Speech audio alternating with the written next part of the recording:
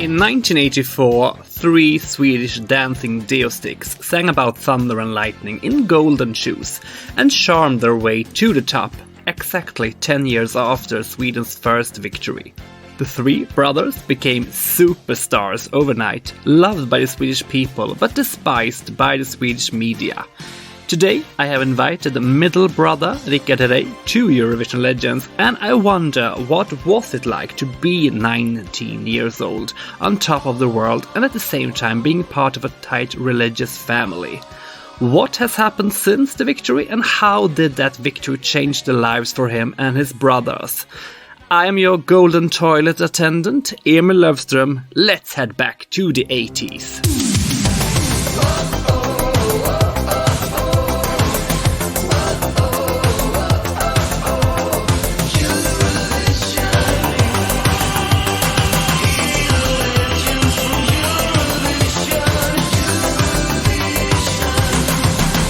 Welcome to Eurovision Legends, Rikard Herrey. Well, thank you very much. Nice to be here. How are you today? I'm pretty good, considering the circumstances of the world. Doing fine. To get warmed up and in a good mood, I thought we could begin with some quick questions. Mm-hmm. I ask a question and you give one-word answers. Are you ready? Okay, I'll try. Favorite Eurovision song? Oh, Love Shine a Light. Favorite Eurovision singer? Celine Dion. Best song from Sweden in Eurovision besides Diggiloo? Euphoria. Worst song from Sweden in Eurovision? Oh boy, then we'll have to go back to the 70s. Sommaren som aldrig säger nej. From 1973? Yes. Who should have won Eurovision but didn't? Oh, who should have won but didn't? Cliff Richard? Who should not have won Eurovision? Ooh, a lot of people. I don't know. I can't think of anyone specific. And finally, remove one. Waterloo, Diggiloo, Boogaloo, or Let's Get Happy with Lou. Let's Get Happy with Lou. And that concludes the worst Celebrity Jeopardy ever.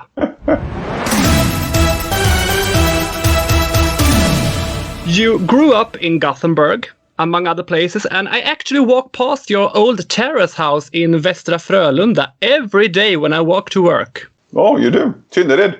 Yes, I work in Önnered. Oh, there you go. You go over the hill a little bit. Okay. Yes. Mm-hmm. And I've heard many stories that it was packed with fans all around your home who hoped to catch a glimpse of you and your brothers. Yes, but not there. Because we moved away from there long before we broke through. But there was in my sister's house in Tynnered, which was another half a mile away from there, where we stayed in the beginning. And when we came back to Sweden, we stayed at my sister's house. And so there was a lot of fans outside there. Let us start from the very beginning. In 1984, you and your brothers Louis and Per took part in the Swedish pre-selection, Melodifestivalen. And you were basically completely unknown to the Swedish audience prior to that day. Yes. Can you please describe the road that led you to Melodifestivalen? Well, quite a long road. We brothers started singing in the early 70s together. And with our sister at the time as well. And sometime by the end of the 70s, we lost the sister along the way. She preferred to do other things. And then we moved to America. And just before we moved to America, actually, we had contact with a big record company and did some recordings. And then we moved to America. We were there. And then by the fall of 1982, I was 18 and then working as a dancer in Hollywood. I was in the TV series Fame, and that was Swedish TV thought that was a little interesting. Fame was a very big TV show at the moment, and the Swedish young man dancing in there was interesting. So they did some sent a reporter and showed it on Swedish television, and our record company then woke up all of a sudden and said, "Wait a minute, that's our guy," and they thought that would be a great idea if we then came back to Sweden and took part in the pre-selection. We know straight from the mouth of Sweden's most famous or infamous record label boss Bert Karlsson that at first the song Diggiloo Diggiley wasn't picked by the selection jury to compete in Melodifestivalen, but somehow he managed to get it selected anyway. Do you know how Bert made this happen? Well, first of all, I'm not sure that it's true. That's his version of the story. And this record company boss sometimes skews the truth a little bit to his favor, but I do know there were songs. I mean, they were talking about different songs, and it's always a selection, and the jury group picks 10 songs, and I think some of the jury were not convinced that it was a good song or a song for the Melodifestivalen or the pre-selection, and so I know it was one of the last to be picked. But I'm not sure the record company boss had anything to do with it, actually. The song was specially written for you by Torgny Söderberg. Yes. And I wonder, was Diggiloo Diggiley the only song you were offered? No, but this song was specifically written. My brother Per, he was actually in the studio with Torgny as it was written.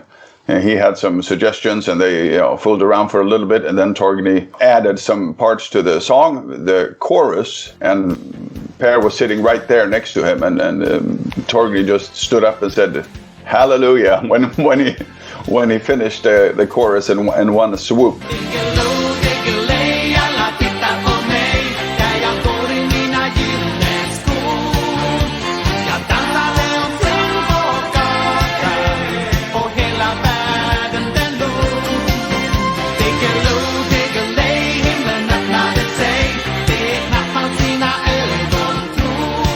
But we also had another song. We sang 2 songs for the selection to the top 10. So we could choose from a song in English that was called Mexico and then Diggiloo. So we had to choose between the 2 because both of them made to the pre-selection in Sweden. And we basically chose the one that we thought was going to win.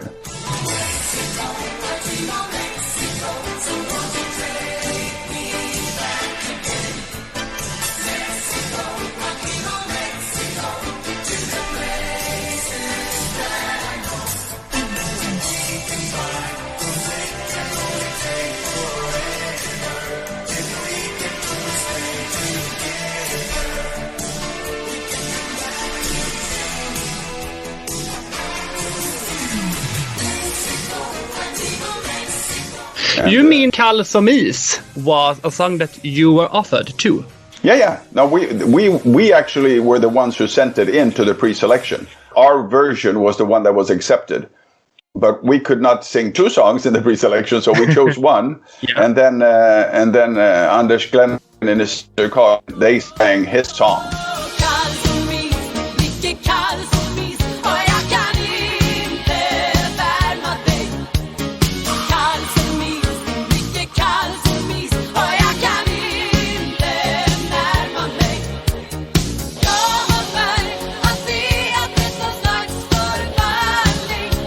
At this time, Swedish music industry in general and Melodifestivalen in particular was dominated by Torgny Söderberg and his good friend and colleague Lasse Holm, who visited this podcast in a previous episode. Didn't Lasse present any song for you as well? Not in 84, as I know, but in 85 he did. In 1985, we had a song called Summer Party. Yeah. And which we didn't want to be sent into the pre-selection, but I think they sent it in anyways. Yes, and that's true. But I think I didn't make it. I think it was like a first backup song or something. But we were not interested in singing it in the pre-selection in '85 either way. We would not have been there the next following year because we were very happy with our performance and with the success that we had, and we didn't feel it was necessary to be in the pre-selection the following year. So we would not have been in there even if the song would have made it. At least that was our sort of idea at the time.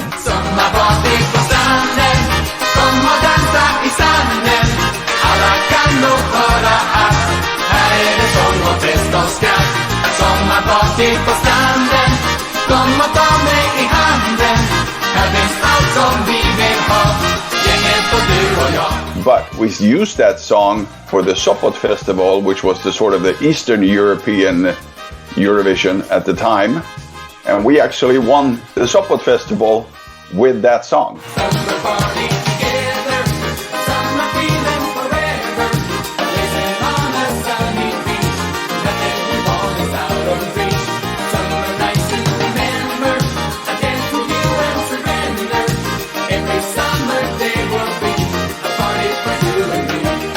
So it was a quite a success for us in Eastern Europe. The summer part. Exactly, because the Iron Curtain opened for.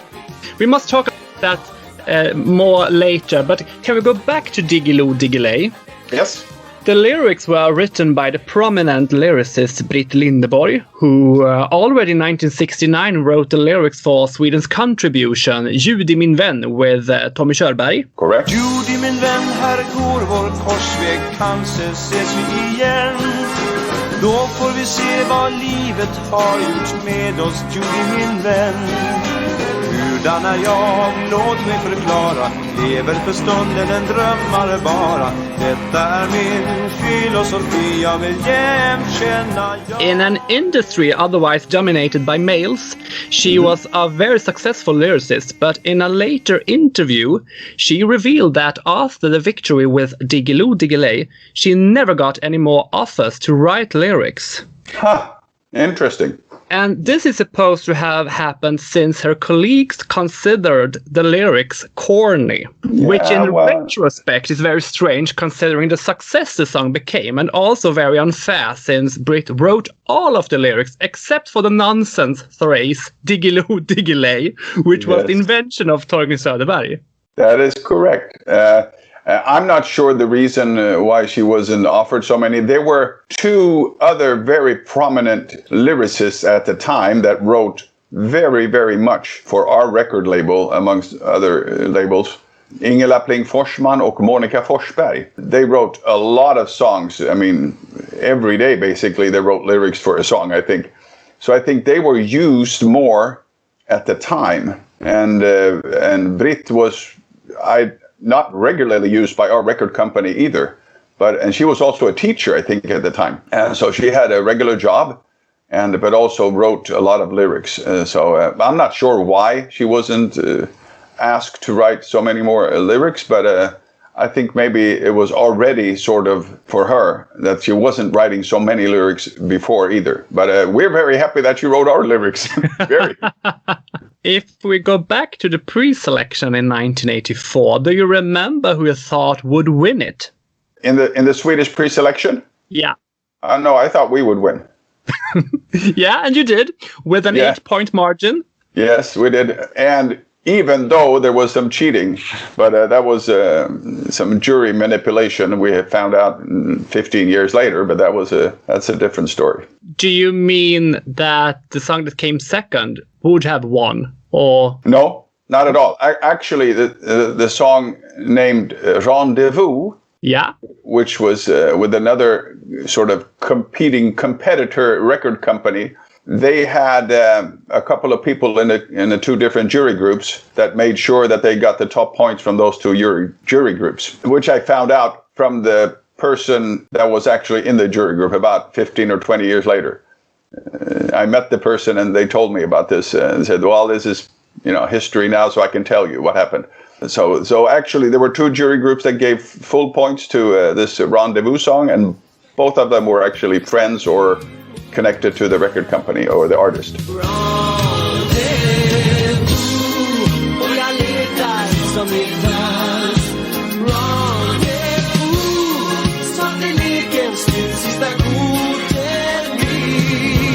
Exactly, John Ballard, and he is actually a composer and lyricist today, and competed in Eurovision for Russia some years ago with the song "You're the Only One." Yeah, a very nice guy, good composer, and a very, very nice guy. But a fierce competitiveness among the record companies, and both our record label and his record label had very, let's just say, interesting record label owners, and they would not hesitate to use anything to their advantage. I understand. Mm-hmm. You won the competition and became big stars overnight. Yes. And I wonder here, because what I understand, not everyone was happy with this, and several Swedish artists openly criticized you in the Swedish media. Among them were the always opinionated Tommy Körberg. Yes. Yes. I mean, first of all, we were totally unknown to anyone in Sweden. We were not connected to any people in the music world in Stockholm. We had not grown up in Stockholm. We had lived in America for a few years. We were also a part of sort of a religion. We were Mormons. And the year before, we had another artist, Carola, who made a big success and a big breakthrough in her career. And she was also religious, not a Mormon though, but Christian. And so I think there was combined with our record label not being the most credible or should I say popular record label amongst the elite music people in Sweden, the combination there made it easy to say that we were just sort of bubblegum pop or something, and nothing to take seriously and easy to criticize. What was it like to be criticized so early? I mean, you can hardly have been media trained in 1984. No, we were not, and we got burned quite badly the first couple of weeks. We didn't really understand other artists going out and criticizing us as artists. That we just thought that was strange, but we basically answered this when Tommy Körberg, the artist, went out in the press, and we basically answered in a way that we didn't know was going to be very bad because of his history. We didn't know his history. We just said, well, we just want to be who we are. Everybody's different. Just because you're in music, we don't have to do, sex, drugs, and rock and roll. And it apparently was the case that he had done drugs and was convicted of doing drugs. So all of a sudden, all the newspapers called everybody up in Sweden and said, what do you think about the Herrey brothers accusing Tommy Körberg of doing drugs? And so it became a very strange situation. So totally unintended, because we had no idea. We basically just said, we are who we are, and other people are they are, and everybody's different, and let's just play the music. How are your relation to Tommy Körberg today? I don't really have a relationship with him, but I do meet him basically every summer.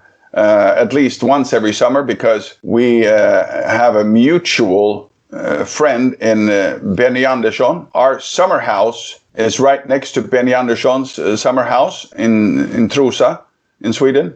And we have a mutual midsummer celebration, and Benny and Tommy and some other friends play music.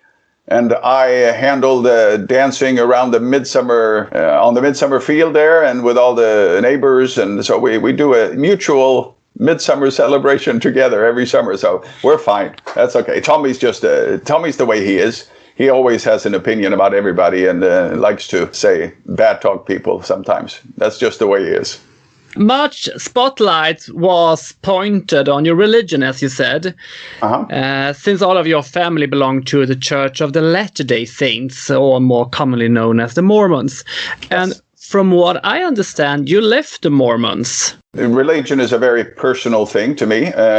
Faith, believing in God and in your personal beliefs.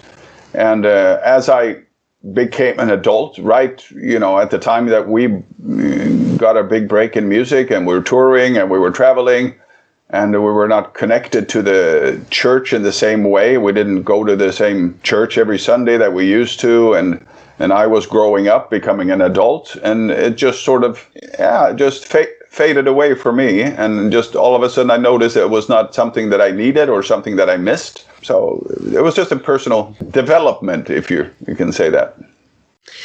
We go back to the main focus. Your Eurovision trip went to Luxembourg. What do you remember from your week there? Very busy. Every day there was, newspapers. They had sort of booked 3 or 4 hours doing exclusive interviews, or exclusive picnics, or going to some excursion, taking photos, and every big Swedish newspaper wanted their little half a day or 3 or 4 hours. So we were quite busy every day, apart from the rehearsals, and doing media basically all the time. How was the situation in the Swedish delegation? No, it was pretty good. I thought it was a nice group. In previous episodes, I've talked to the artists from United Kingdom, Denmark and Norway from this year. Mm-hmm. And they all said that you guys seemed very confident during the week, almost a little cocky. Is this true, or were you just nervous? No, I would say we were confident. I thought we were going to win because I thought the song was very good. And, we had self-confidence in our performance, and we had, it just felt good. We had done some TV shows around Europe before the Eurovision and in the Netherlands, for example, and we had a very good reception, and it just felt good. And I mean, there were some other good songs in the Eurovision that year as well, but we felt that we had something a little more unique, maybe. But it's hard to be objective about yourself. But we were very confident that we would, do a good performance, and if everything clicked, we could certainly win. Do you remember who you thought was your biggest competitor? Oh boy, England had a good song.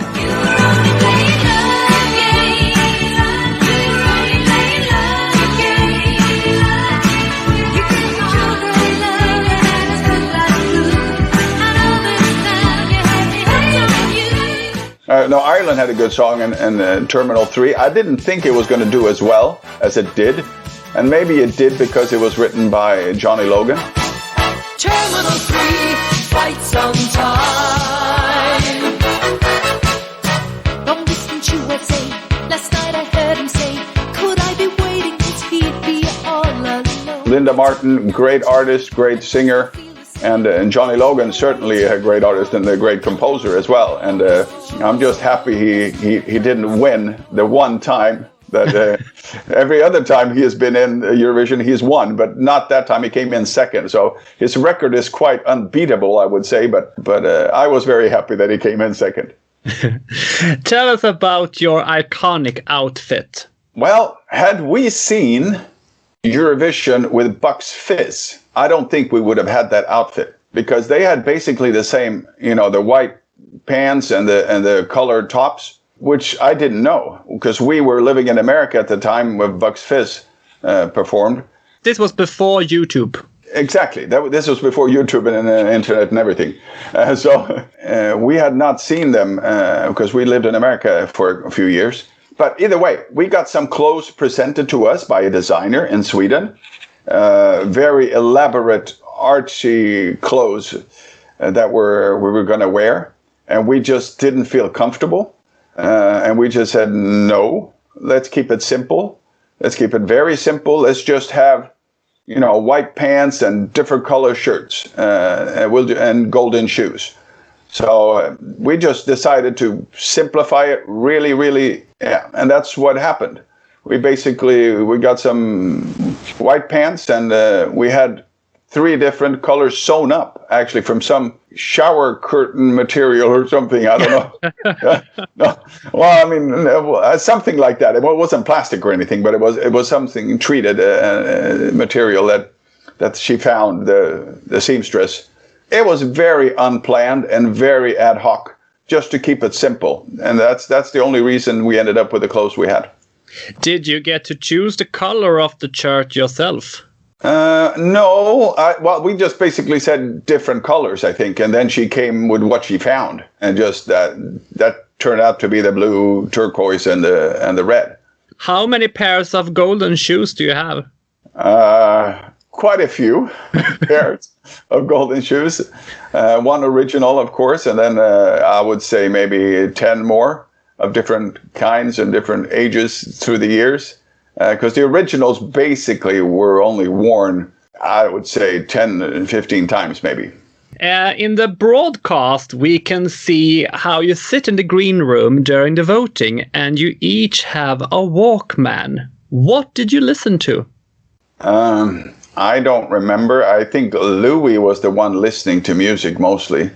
We were first to perform, so we had to wait a long time in the green room. So to make time go by and we actually played the Swedish board game, Fia med knuff. Yeah. We played that for the whole, basically for the whole time. And then we also went around getting autographs from the other artists to sign in the sort of booklet that was there. And just because to sort of not forget the moment and try to enjoy the moment as well and appreciate being there with so many other, wonderful artists and representing their countries and with their hopes and dreams. It's for many a one-time experience and a very honorable experience to represent your country in the Eurovision, I think. And for us, it was very, very special. We were young, and ABBA was the Swedish band that was everything to Swedish people, especially with the Eurovision, and they broke through the Eurovision. So Eurovision was very big with the Swedish people. It was a great honor to be there. How was it to go back to Sweden after this victory? Unreal is the word I would say. For the reception was unbelievable. The success or the things we got to do the first year or two after that we won the Eurovision was unbelievable for us. We have always dreamt of being musicians, always dreamt of touring, dreamt of doing records and doing music. And so for us, as young, well, I wouldn't say boys, but young men, at least, Louis was 17, I was 19, Per was 25, but it was still fairly unexperienced and new to the music scene. It was a fantastic period. Since you won another contest the year after in Poland, the Sopot International Song Festival, you got to tour behind the Iron Curtain. Yes. How was it to tour in the Soviet Union? Interesting. It was very different. In Poland, it was very much like more Western country type of touring, but they were crazier in Poland. They would throw anything up on stage and just scream the whole time. And they would cover our tour bus in lipstick writings. And so they were a little, over the top in Poland, but it was kind of nice. Also, I mean, the reception as on stage was, as the audience. In Russia or the Soviet Union, it was more of a theater audience, more civilized, more applauding and walking up to the stage, putting flowers on the stage, bravo, bravo, like that. More of a theater type audience, not so rowdy. So it was a little different. But we performed, our first tour was together with Alla Pugacheva. She was the megastar. And we got to perform and tour with her the first time around. And the second time we did a tour ourselves.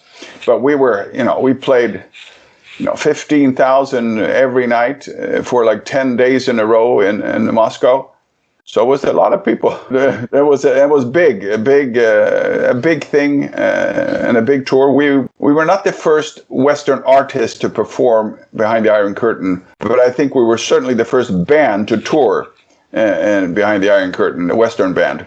I think Elton John and John Denver had been there doing a performance before we had, but basically we were among the first to do a big tour from another country, sort of. So it was a great honor in that sense, but it was also very different, a very different country and a very different environment to be in. For 3.5 years, you had a monumental career, where Sweden's most popular group, and you released record after record.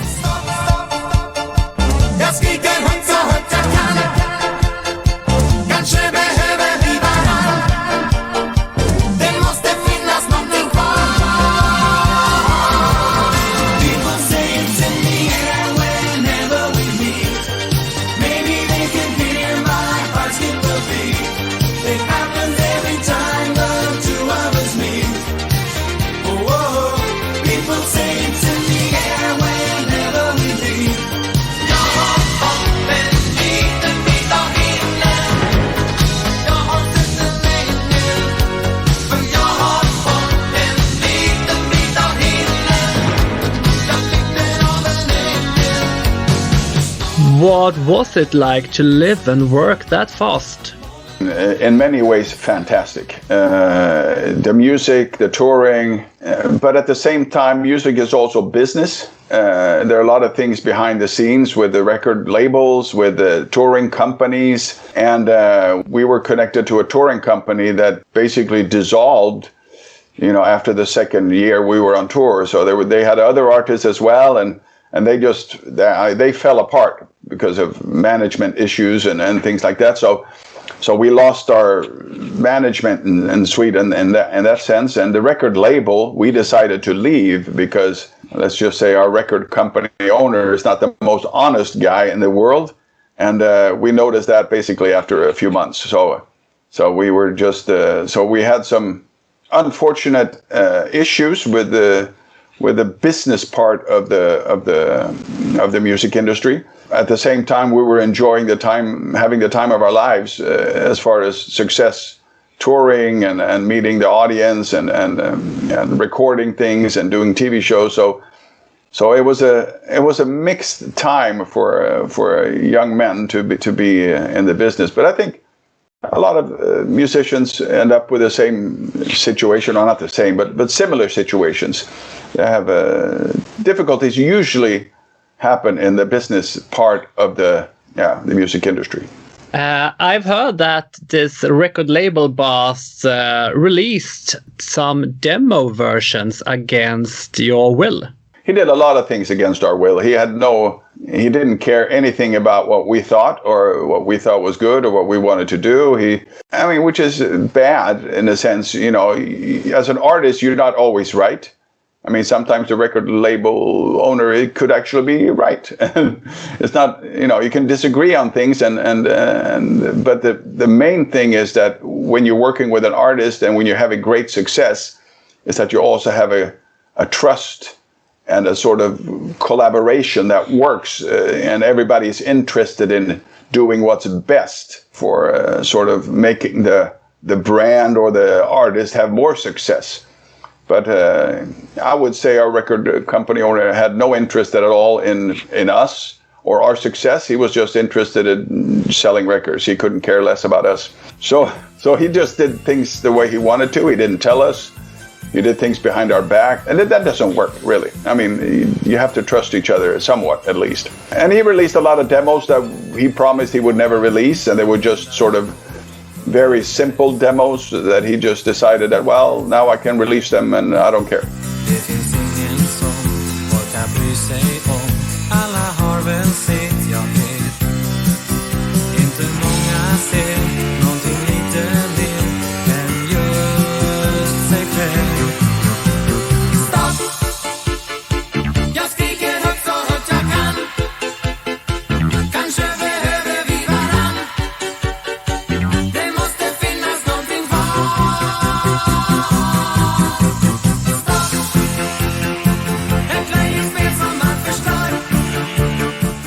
You touched a topic previously. Can we please talk a little about your romance with Carola? Huh? I wonder, was it love I-divey or just friends with benefits?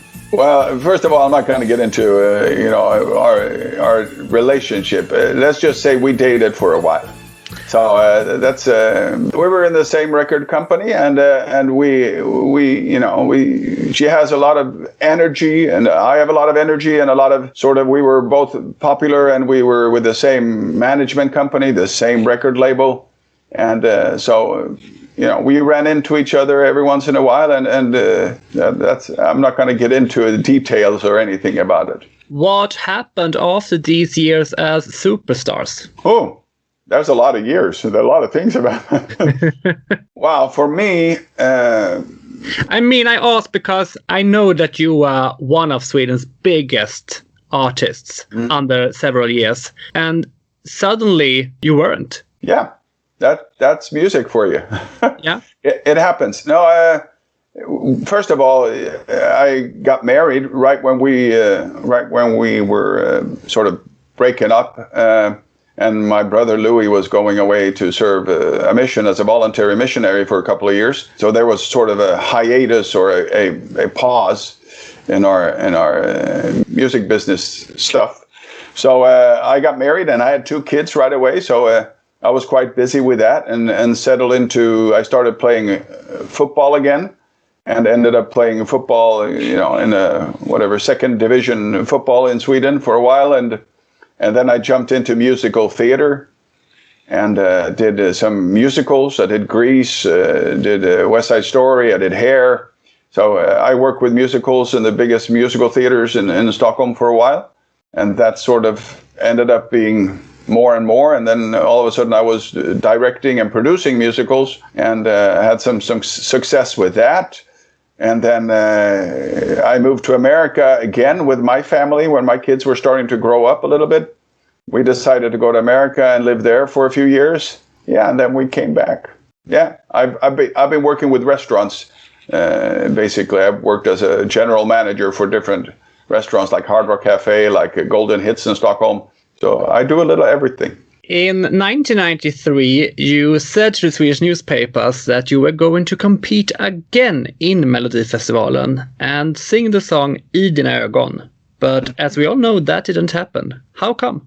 Well, I'm not sure I said I was going to perform. Maybe somebody picked up a rumor that I was somehow going to test a song to maybe perform again in the Melodifestivalen, and that would have been nice, but the song was not for me. When I went into the studio to sort of make a test demo version to feel it out and see if it was a song that I could perform well, it turned out it was definitely not a song for me.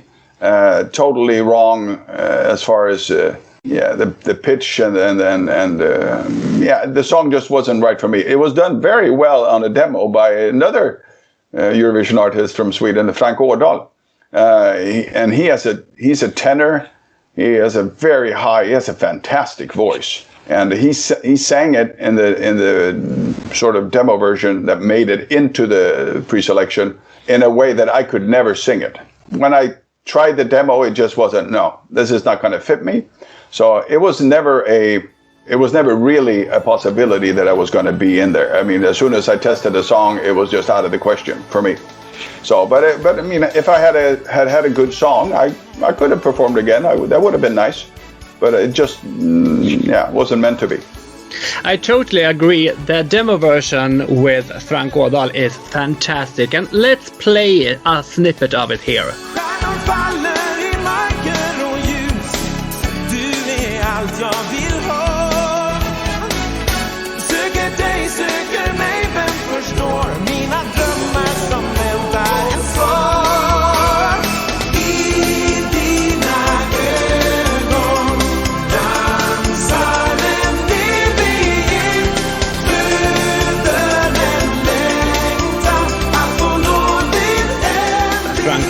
And you were not the only Eurovision artist who tried that song. Martin Stenmark, that competed for Sweden in 2005, sang it.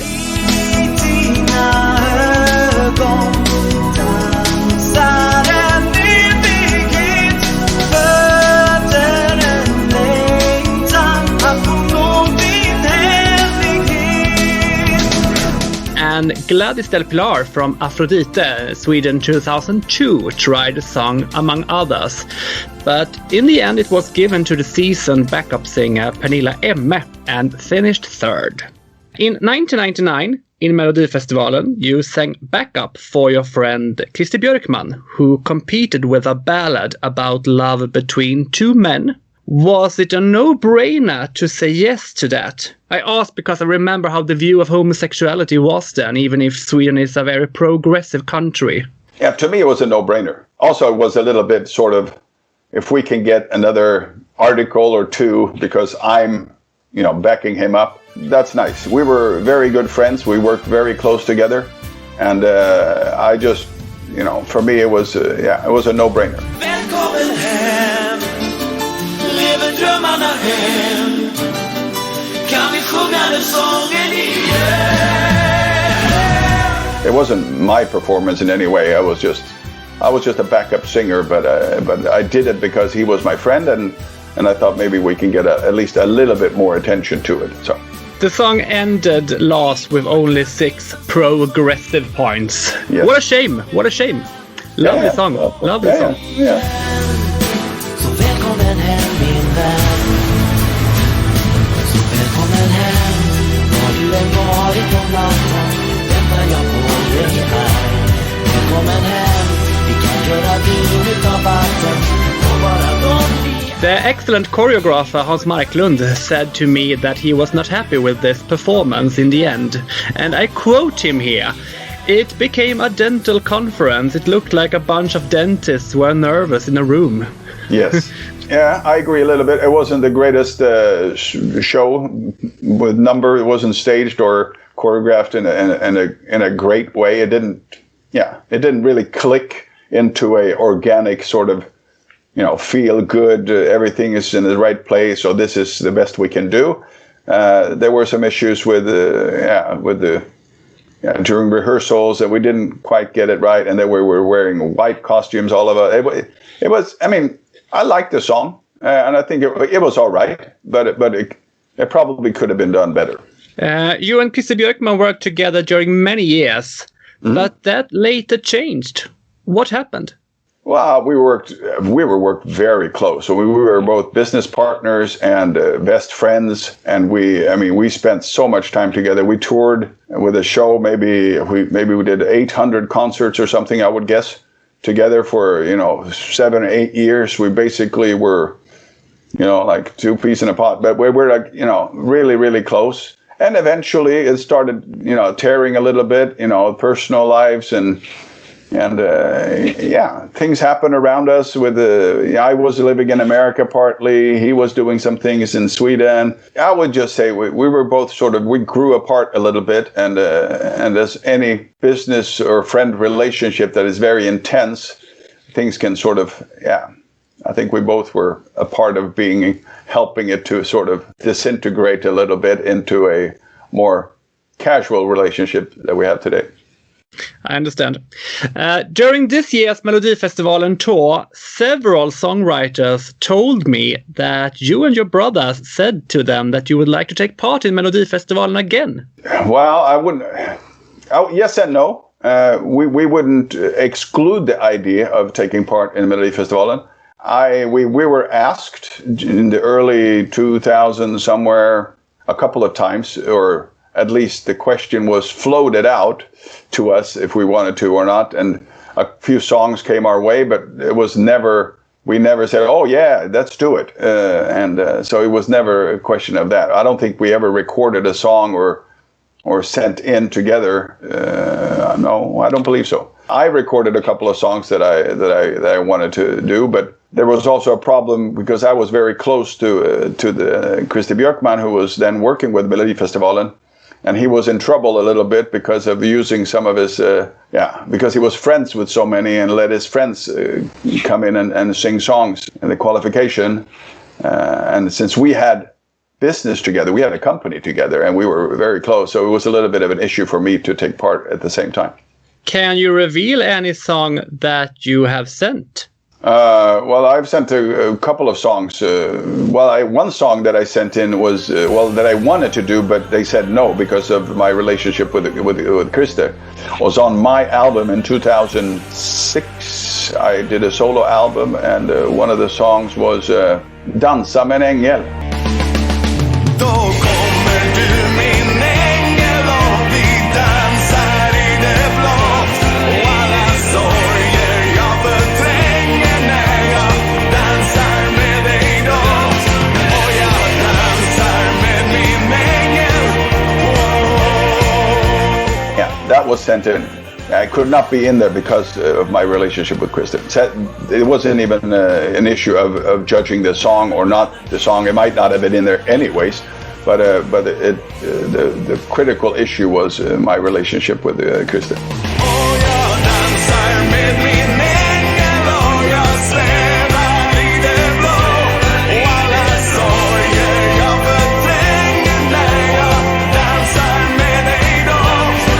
Can you reveal anything Herreys have said no to that maybe later have participated with other No, not really. I don't recall anything that, we should have done that one. That was a really good one. Not that I remember. I don't recall anything coming our way that was sort of then used in a way that was successful. Yeah, we performed together many times. I even sang songs in Russian. I even sang songs in Russian that I don't remember that I sang. I've seen videos later, in the last couple of years, that I said, I sang that? I didn't know that. I forgot. I totally forgot. Apparently I sang something in Russian, I sang something in Polish. We did something in Spanish. Things that, we did a lot of things in a very short period for a while. So a lot of things just went, in that way and out the other way. So thank you so much for this nice chat, Rikard. Well, thank you. And thanks to you all listeners out there in the world. I hope you enjoyed this chat with me and Rikard Herrey. And if you did, subscribe, like, and write a review and tell everyone you know about Eurovision Legends. You find Eurovision Legends on Facebook and Instagram, and all information's on my website, eurovisionlegends.se. Last question. What is your hope for 2021, Rikard? Well, my hope is that we will get a vaccine very soon so that the music industry can come alive again. I mean, the music industry and the whole world basically is standing still. The touring, the concerts, the theaters, the performances, the live performances, and the energy you get as an artist and as an audience together. It's just, I miss it a lot. I miss being in the audience. I miss being on stage. And I certainly hope that we will get some sort of normal music life back very soon.